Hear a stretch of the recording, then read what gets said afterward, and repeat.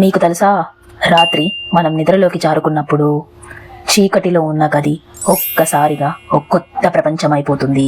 అదే మన మెదడు తన సొంత రహస్య ప్రపంచాన్ని చూపించడం మొదలు పెడుతుంది. అక్కడ ఒక రహస్యమైన సినిమా థియేటర్ తెరుచుకుంటుంది.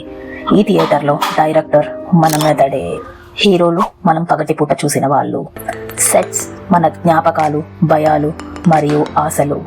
అలా మన మెదడు కత్తిరించిన సన్నివేశాలను కలిపి కొత్త సినిమా చూపిస్తుంది. దానినే మనము కలలు అని అంటాము. అయితే దీని వెనుక ఉన్న కారణం ఏమిటి అని ఎప్పుడైనా మీరు ఆలోచించారా? శాస్త్రవేత్తలు చెబుతున్నారు, ఒక మనిషి రాత్రిపూట 4 నుండి 6 కలలు కనగలుగుతాడు. ఇలా జరిగేదాన్ని REM స్లీప్ అనే దశలో జరుగుతుంది అని అంటారు. అసలు REM అంటే ఏంటి? దాన్ని ర్యాపిడ్ ఐ మూవ్మెంట్, కళ్ళు మూసుకొని ఉండగానే లోపల వేగంగా కదిలే సమయం. అసలు వీటి వెనుక ఉన్న కొన్ని ఫ్యాక్ట్స్ ఏంటంటే, ఒక మనిషి జీవితంలో సుమారు 6 సంవత్సరాలు కలలు కనడంలోనే గడుపుతాడంట. చాలా కలలు మనం మేల్కొన్న వెంటనే మర్చిపోతాం, అందుకే అవి రహస్యంగా అనిపిస్తాయి.